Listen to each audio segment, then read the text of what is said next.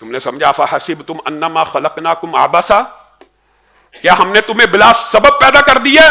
قل هل ننبئکم بالاخسرین اعمالا، اللہ کہہ رہا ہے افحسبتم انما خلقناکم عبثا، تمہیں بے سبب پیدا کر دیا گیا ہے۔ اللہ کے بندو، اللہ کے بندو، کاش یہ جملہ تمہارے دلوں میں پیوست ہو جائے۔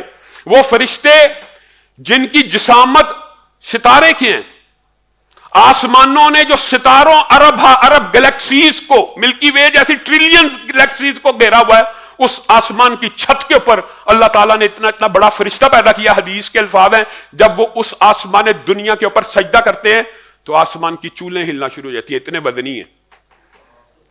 اور وہ کب سے سجدے میں ہیں؟ جب سے اللہ رب العزت نے انہیں پیدا کیا۔ اور کب تک سجدے میں رہیں گے؟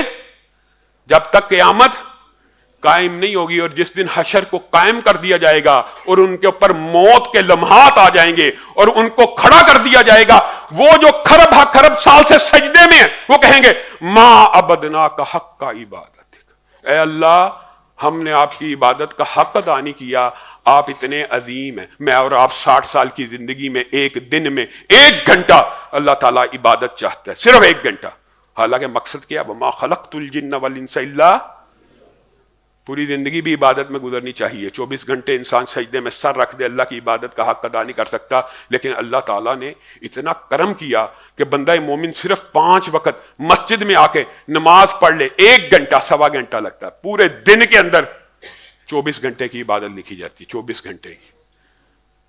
عشاء پڑھی آدھی رات کی عبادت، فجر پڑھی پوری رات کی عبادت، صرف 2 نمازوں سے، باقی دن کی نمازیں پڑھ لی، پورے دن کی عبادت لکھ دی گئی۔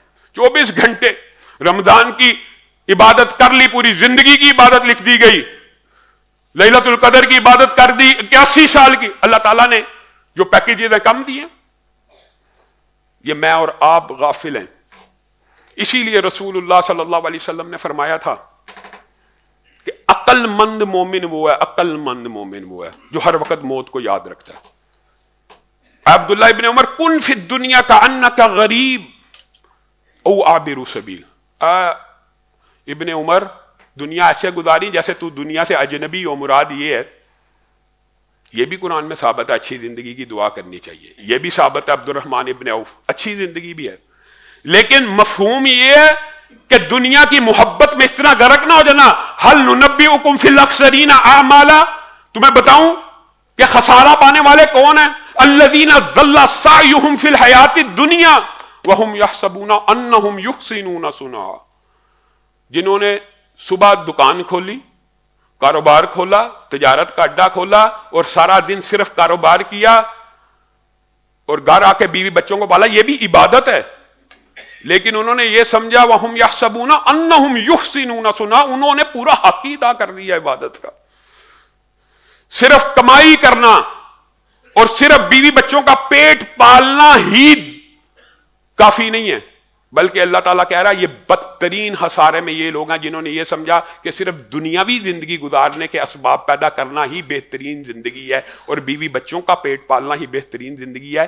یہ بدترین خسارے میں ہیں لوگ، کیونکہ انسان اور جانور میں فرق ہے۔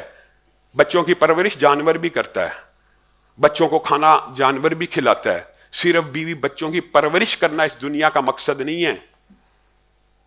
اس دنیا کے اندر اگر کاروبار کرنا ہے، اگر دنیا کے امور چلانے ہیں، تو پھر 1 گھنٹہ، صرف 1 گھنٹہ 1.25 گھنٹہ پورے 24 گھنٹوں میں اللہ کے لیے بھی ہونا چاہیے، پھر تمہاری زندگی بہترین ہے۔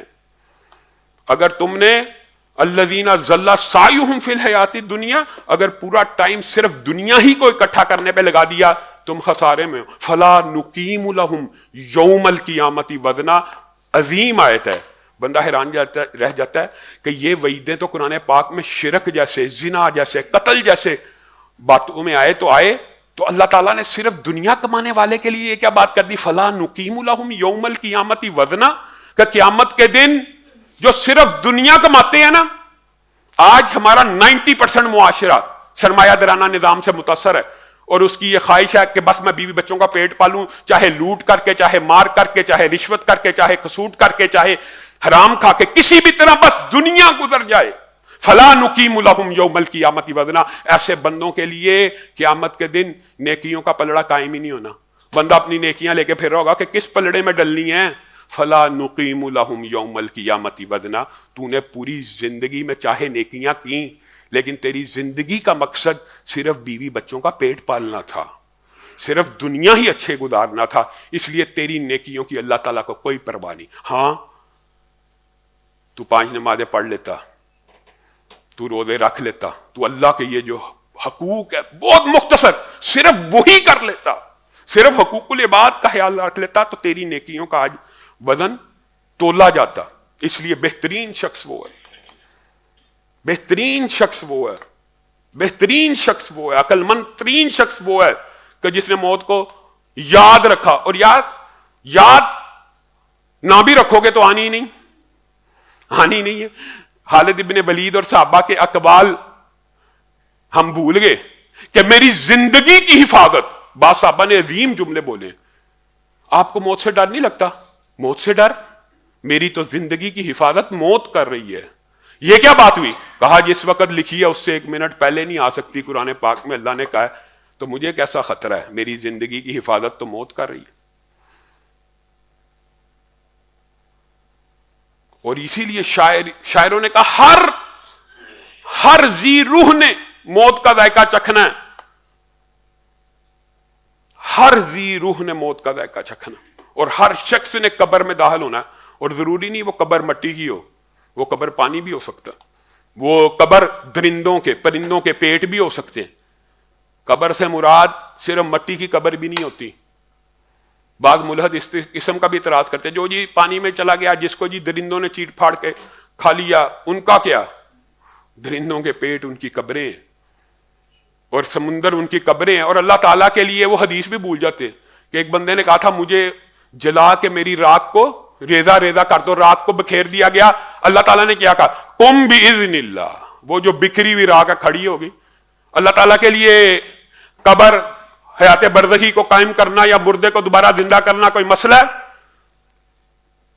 وہ سارے اعمال سے گزر جانے کے بعد, حیات برزخی کے عذاب اور ثواب سے گزر جانے کے بعد بھی, یا ویلنا من بعثنا من مرقدنا ھذا ما وعد الرحمن وصدق. کفار برزخی زندگی کا عذاب بھگت کے پریشان ہو چکے ہوں گے. جب ان کو قبروں سے اٹھایا جائے گا تو ان کے منہ سے یہ الفاظ اللہ تعالیٰ کہتا جاری ہوں گے, یا ویلنا من بعثنا من مرقدنا. ہائے ہمیں اب قبروں سے بھی اٹھا لیا گیا. یہی تو وہ باتیں تھی جو اللہ کے رسول اور نیک اور متقی لوگ اور علماء اور دین کے طالب علم ہمیں بتایا کرتے تھے کہ ایک دن آنا, اٹھا لینا. اے کاش اس وقت کو یقین کر لیتے تو آج یہ عالم نہ ہوتا.